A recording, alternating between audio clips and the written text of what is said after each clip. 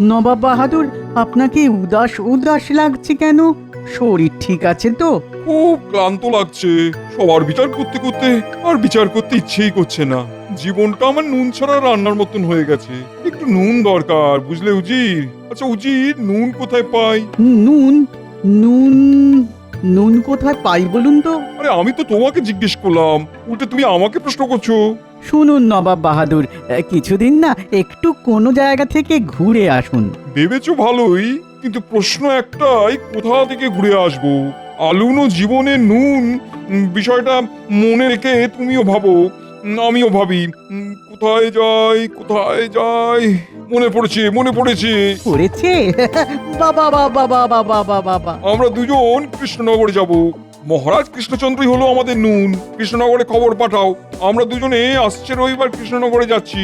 চলো চলো, এই কৃষ্ণচন্দ্রকে জ্বালাতন করে আসি। আমাদের পাঞ্চে জীবনে নুন হলো গিয়ে কৃষ্ণচন্দ্র। গোপাল, এই কাজ করতে করতে বড় একঘেয়ে লাগছে। চল এই একঘেয়েমি কাটাতে এই কাছে পিঠে সবাই মিলে ঘুরে আসি। একটু নির্মল বাতাস প্রাণ ভরে গ্রহণ করি। কি বলো মন্ত্রী? এই তা কোথায় যাওয়া যায়? সবাই কি বলে দেখি, আমি আমার রায় জানাবো সবার শেষে। দেখা হোক অরণ্য, হয়ে যাই বন্য, আছে নির্মল বাতাস, কেটে যাবে সব হতাশ। বাহ বাহ বাহ, ভালোই বলেছো তো কবি, কিন্তু আমি চাইছি একটা নতুন কিছু। পাহাড়ের বাহার কেমন লাগবে মহারাজ? পাহাড় আমার খুব প্রিয়, কিন্তু আমি চাইছি একটা নতুন কিছু। নতুন তো আমার কাছে আছে, যখন আমি আমার কথা বলবো তখন সবাই চমকে যাবে। মহারাজ, আমাদের কৃষ্ণনগরেই কত কি অদেখা রয়ে গেছে। যদি আমরা রাজধানী ছেড়ে কিছুদিন পল্লীগ্রামে যাই, ওখানেই তাঁবু খাটিয়ে থাকি, তবে কেমন হয়? আমি সবার কথা শুনবো, তারপর আমি আমার রায় জানাবো। বলো বলো, তোমার কোথায় যাওয়ার ইচ্ছে? আমরা পাহাড় জঙ্গল ঘুরেছি, নদী সমুদ্র অনেক দেখেছি, কিন্তু যেটা দেখিনি সেটার কথাই আনি এখন। এই ভনিতা না করে তাড়াতাড়ি বলো তো। আমরা সমুদ্রের নিচে যাব। মানে একটা অদ্ভুত কথা ঢুকলো আমার কানে। সমুদ্রের নিচে? এই, এই, এই, কি বলে আবার বলো দেখি। আমরা সমুদ্রের নিচে প্রবালের দেশে যাব। আপনি নতুনত্ব চেয়েছিলেন মহারাজ, কিভাবে যাব আমরা? বিজ্ঞানীকে বলবো এমন একটা গাড়ি বানাতে যেটাতে আমরা সবাই বসে আনন্দে সমুদ্রের নিচে বেড়াতে পারবো। কি বিজ্ঞানী, গাড়িটা কতদিনের মধ্যে বানাতে পারবে? অনুমতি পেলে 2 বছর লাগবে। তাহলে মহারাজ আমাদের বেড়াতে যাওয়াটা 2 বছর পরেই হবে। কি মহারাজ? মন্ত্রী, তুমি থামো তো। আমার তো মাথা ঘুরতে শুরু করেছে এই তোমার কথা শুনে। বলিহারি ভ্রমণ পরিকল্পনা আপনার মন্ত্রী মশাই, অসাধারণ। নবাবের দূত এসেছে, আপনার সাথে দেখা করতে চায়। হলো, মন্ত্রীর গুঁতো হজম হতে না হতেই নবাব বাহাদুরের গুঁতো এসে গেল। কি জ্বালা বলো দেখি। আমার গুঁতো কিরকম? এই তুমি থামো তো, আগে নবাব বাহাদুরের গুঁতো সামলাই, তারপর তোমায় দেখছি। ডাকো ডাকো, দুধকে ডাকো। এই নবাব বাহাদুর এলি কিছু না কিছু ঝামেলা তৈরি হয়। দেখি দেখি এবার আমার ভাগ্যে কি লেখা আছে। তাহলে ভ্রমণের বিষয়টা? এই তুমি থামো তো, আমি মরছি নিজের জ্বালায়, পঞ্চা আমার গোঁপ রেখেছে। এই তুমি এখন মুখে আঙুল দিয়ে চুপ করে দাঁড়িয়ে থাকো, মোটেই কথা বলবে না। প্রণাম মহারাজ। বলো বলো দূত, নবাব বাহাদুর কি সংবাদ পাঠিয়েছেন? নবাব বাহাদুর হাওয়া বদল করতে কৃষ্ণনগরে আসবেন সামনের রবিবার। নবাব বাহাদুরের থাকার সুবন্দোবস্ত করতে হবে। আমি এই সংবাদ দেবার জন্য এসেছি মহারাজ। কোথায় ভাবলাম আমি একটু হাওয়া বদল করতে যাব, তা নয়, আমার ঘাড়ে নবাব এসে জুটল। এই তো খুব ভালো কথা, অনেকদিন পর নবাব বাহাদুরের পায়ের ধুলো পড়বে। তাহলে সামনের রবিবার আমাদের নবাব বাহাদুর আর উজির আসছেন। এই একটা সুযোগ নবাব বাহাদুরের সাথে ঝুলে পড়া। যেমন করে হোক নবাব বাহাদুরের কাছে কাছে থাকতে হবে। নবাব বাহাদুরকে জানিয়ে দিও কৃষ্ণনগরের রাজা তার আসার প্রতীক্ষায় পথ গুনছে। প্রণাম মহারাজ, আমি আপনার কথা নবাব বাহাদুরকে জানিয়ে দেব।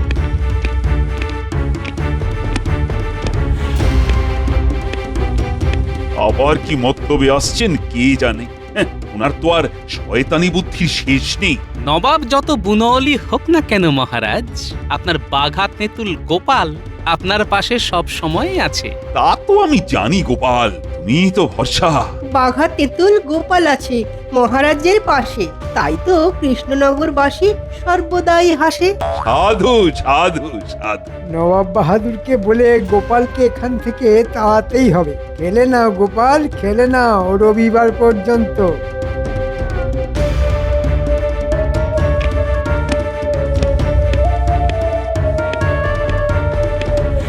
কি খবর কৃষ্ণচন্দ্র? আমার আসার খবর পেয়ে কি বললো?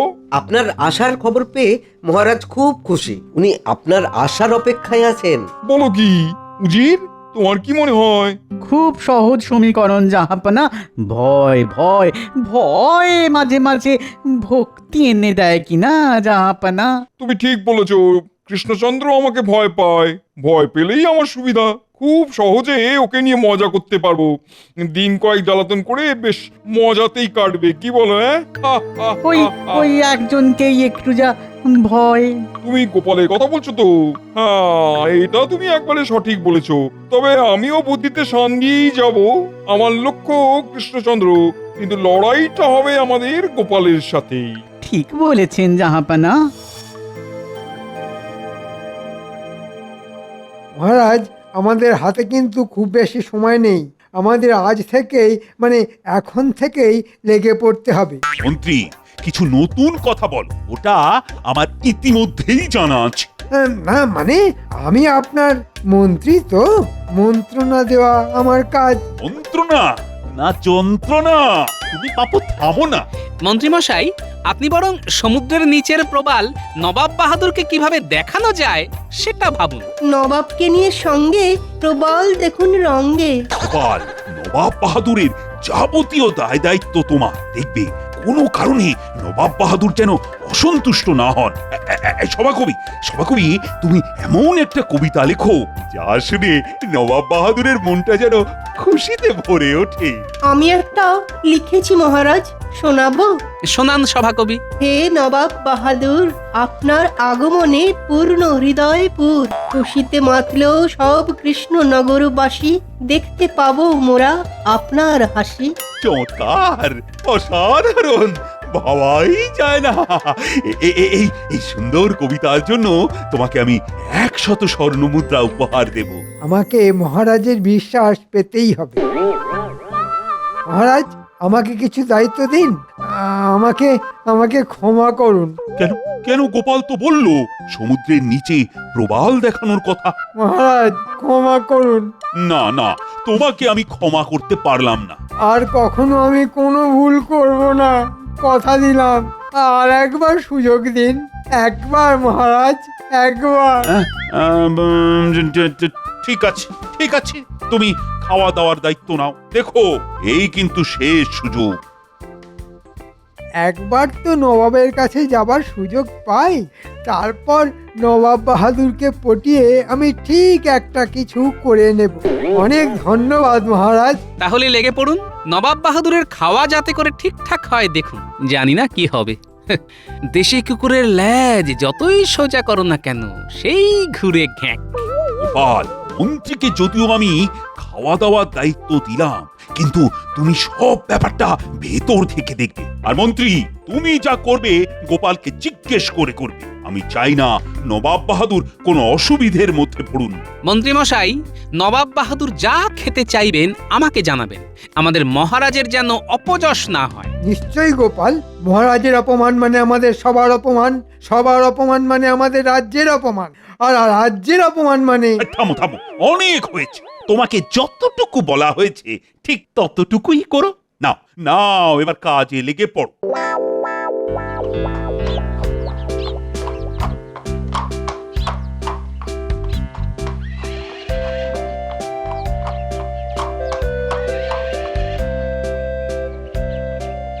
কি সৌভাগ্য আমার, আপনার পায়ের ধুলো পড়লো। আমি তো ধন্য হলাম। তুমি তো ধন্য হলে, আমি ধন্য হলাম কিনা সেটা তো দেখতে হবে। সেটা তো আমাদের আতিথেয়তা দেখলেই প্রমাণ পাবেন নবাব বাহাদুর। হে নবাব বাহাদুর, আপনার আগমনে পূর্ণ হৃদয়পুর, খুশিতে মাতল সবে কৃষ্ণনগরবাসী, দেখতে পেলাম আবার মোরা আপনার মুখে হাসি। ওহ, কি আওয়াজ, বহুত খুব। আমি ধন্য হলাম নবাব বাহাদুর। জাহাপানা, আমরা কি এখানেই দাঁড়িয়ে থাকবো? না না, সে কি, আসুন আসুন, আপনাদের আহার ও শয্যা প্রস্তুত। এই ঘরটা আপনার নবাব বাহাদুর, আর আপনার পাশের ঘরটা আপনার উজিরের। গোপাল, নবাব বাহাদুরের আহার প্রস্তুত তো? হ্যাঁ, প্রস্তুত মহারাজ। আমাদের দুজনের খাবার আমার ঘরেই নিয়ে এসো। আমি এক্ষুনি ব্যবস্থা করছি। আমি আর আমার উজির এক ঘরে থাকবো। আমার ঘরে উজিরের খাট পাঠাবার ব্যবস্থা করে দাও। হ্যাঁ, ঠিক আছে ঠিক আছে, আপনি যেভাবে ইচ্ছে থাকুন। সে কি, একসাথে কেন? নবাব বাহাদুর তার উজিরকে কত ভালোবাসে, সর্বদা চোখে হারায়, আর আমারটা খালি দাঁতে দাঁত পেশে। কপাল, সবই কপাল, কপালের নাম গোপাল।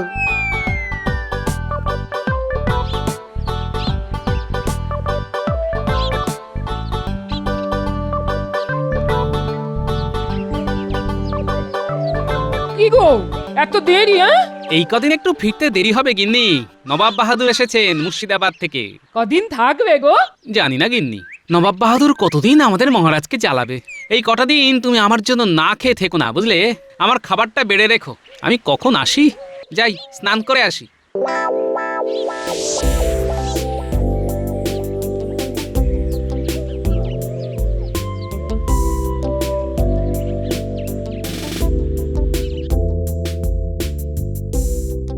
সুপ্রভাত নবাব বাহাদুর, ঘুম হয়েছিল? ঘুম কি জানি, হয়েছিল বোধহয়। কি উজির, হয়েছিল? আমিও ঠিক বলতে পারছি না জাহাপানা, তবে যেটা এখন পাচ্ছে সেটা হলো খিদে। ও, তা সকালে আপনারা কি খাবেন নবাব বাহাদুর? আমাকে দুটো সাদা বকের ডিম সেদ্ধ দেবে তো। সাদা বকের ডিম? আর ডিমটা যে সাদা বকের সেটা আমার উজির পরীক্ষা করে দেখবে। যাও, তাড়াতাড়ি নিয়ে এসো। বকের ডিম? হ্যাঁ, কোথায় পাবো? তা তো জানি না মহারাজ, কিন্তু উনি ওটাই খাবেন। ও, এ তো মহা জ্বালা হলো। নবাব বাহাদুর কি এইভাবে জ্বালাবে?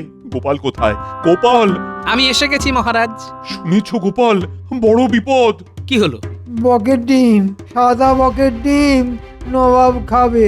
তাহলেই বোঝো মন্ত্রীকে কোথায় পাঠাই, কোথায় গেলে সাদা বকের ডিম পাওয়া যাবে। মহারাজ, মহারাজ, আমার মনে পড়েছে, আমার মনে পড়েছে, ওই দিঘিতে সাদা বক আসে।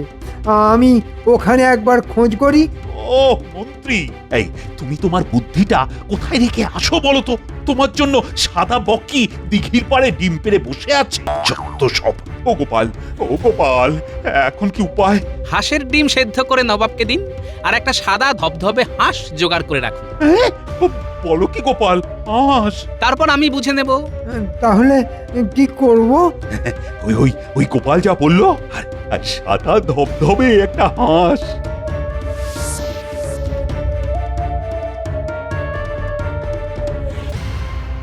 তোমার কি মনে হয় আমি বুদ্ধিহীন? এটা বকের ডিম উজির। বলুন জাহাপানা। এটা কিসের ডিম দেখে বলো। দেখার কি আছে? আমি তো না দেখেই বলে দেব যে এটা হাঁসের ডিম। এটা বকের ডিম উজির, সাদা বকের ডিম। গোপাল, তুমি মিথ্যা তর্ক করছো। তুমি প্রমাণ করতে পারবে তো যে এটা বকের ডিম? পারবো। যদি এটা বকের ডিম না হয় তাহলে কিন্তু কঠিন শাস্তি পাবে গোপাল। প্রভু, গোপাল যেন এবার ফাঁদে পড়ে। অনেক কথা শুনেছি। আমি আপনার শাস্তি মাথা পেতে নেব। ব্যাস, আমার রাস্তা সাফ। এবার গোপাল নবাবের কোপে পড়লো বলে। গোপাল, গোপাল ঠিক বেরিয়ে আসবে। ওর বুদ্ধির উপর আমার ভীষণ আস্থা। দেখাই যাক। যাও যাও গোপাল, সাদা বকটাকে নিয়ে এসো। একটু অপেক্ষা করুন নবাব বাহাদুর, আমি সাদা বক নিয়ে আসছি। বক কোথায়? ওটা তো হাঁস। আমার সোনা বক, একটু করো বক বক। জাহাপনা আমাদের কি বকা মানে বোকা বানাচ্ছে? নবাব বাহাদুর, আপনি তো বক পাখির ডিম খাবেন বলেননি, আপনি বলেছেন বকের ডিম খাবেন। এই হাঁসটাকে আমরা আদর করে বক বলে ডাকি, সুতরাং আপনি বকের ডিম খেয়েছেন। আমার বক বক সোনা, একটু প্যাক প্যাক করো না।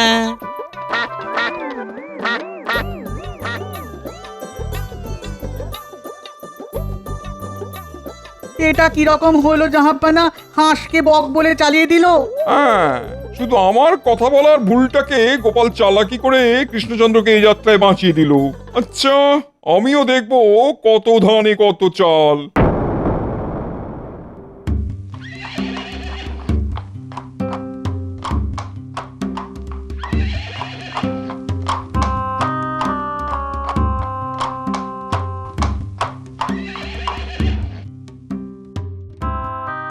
তোমার রাজ্য অত্যন্ত অপরিষ্কার। কেন?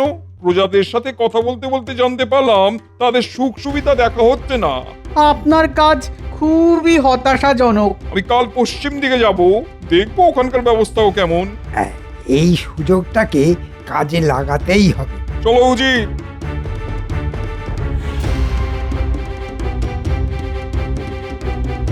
গোপাল, ও গোপাল, আর তো পারা যাচ্ছে না। এ তো পায়ে পা তুলে ঝগড়া করা। কিছু একটা করো। দেখছি মহারাজ, এখন চলুন রাজসভায়, সবার সাথে আলোচনা প্রয়োজন।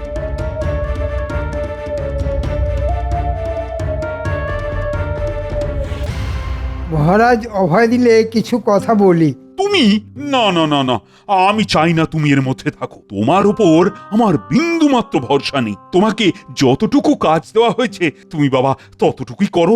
নবাব বাহাদুর সকালে বাঘ, কিন্তু রাতে উনি ঘর বন্ধ করে উজিরকে নিয়ে কি করেন সেটা জানতে হবে। নবাব বাহাদুরের ঘরের বাইরে যে রাতে পাহারা দেয় তার সাথে আমাকে একটু কথা বলতে হবে মহারাজ। হ্যাঁ, ও ও কি কিছু বলতে পারবে? আন্দাজ তো দিতে পারবে। আমার ওই আন্দাজটাই চাই মহারাজ। দেখি নবাবের দুর্বলতা কিছু বার করতে পারে কিনা। আজ রাতে নবাব বাহাদুরের সাথে আমাকে একান্তে দেখা করতেই হবে।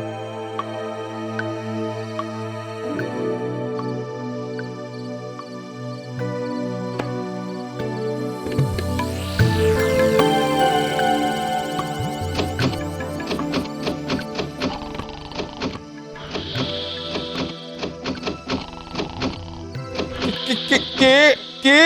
আমি। দরজা খুলুন, কথা আছে। যা কথা সব সকালে। এখন দরজা খুলতে পারবো না। বুঝলাম নবাব বাহাদুর, আপনার দৌড়। এবার আমার খেলা। খবরটা ঠিকঠাক দেবার জন্য তোমাকে ধন্যবাদ।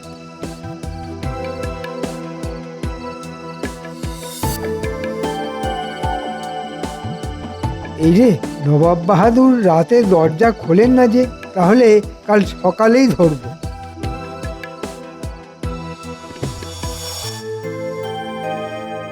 মহারাজ, ওষুধ পেয়ে গেছি, আজ রাতেই ওষুধ পড়বে। ওষুধ পেয়েছে গোপাল, ফিরবে মোদের কপাল। মহারাজ, আমি আজ একটু তাড়াতাড়ি বাড়ি যাব, আমার বানর সেনাদের খবর দিতে হবে। যাও যাও গোপাল, তোমার সেনাদের তৈরি করো।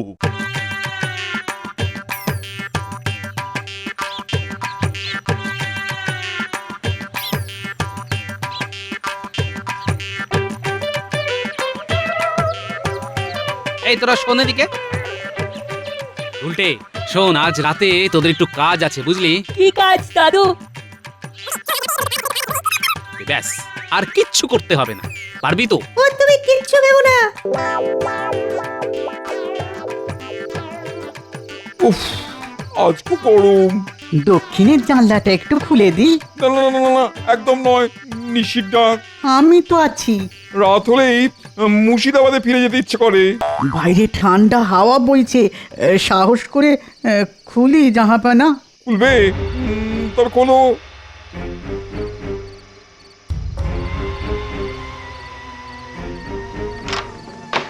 আসুন জাহাপানা, দেখুন দেখুন দেখুন, চাঁদের আলো কি সুন্দর লাগছে। সত্যি সুন্দর চাঁদের আলো। ভয় পেতে পেতে এই সুন্দর জিনিসগুলো অদেখা হয়েছিল। আজ থেকে আর ভয় পাবো না। ওটা কি উজির?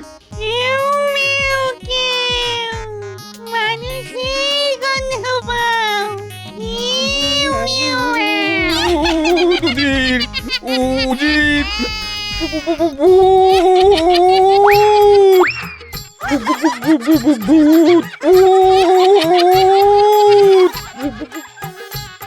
চল, কাজ হয়ে গেছে, আমরা বাড়ি যাই। আর একটু ভয় দেখাবো দাদু। না না না, তাহলে বদ হজম হয়ে যাবে। যা হয়েছে যথেষ্ট, এখন চল।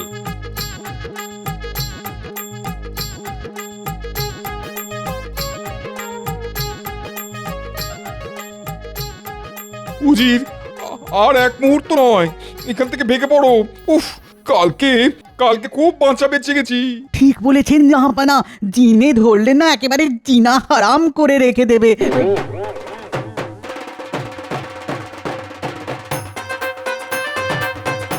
কোচওয়ান, কোচওয়ান, চলো চলো চলো চলো, আর এক মুহূর্ত নয়, চলো।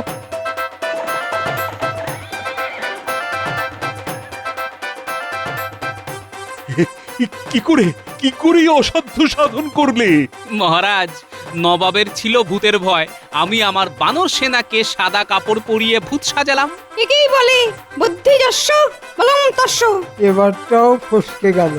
জয় ইন্দ্রপালের জয়।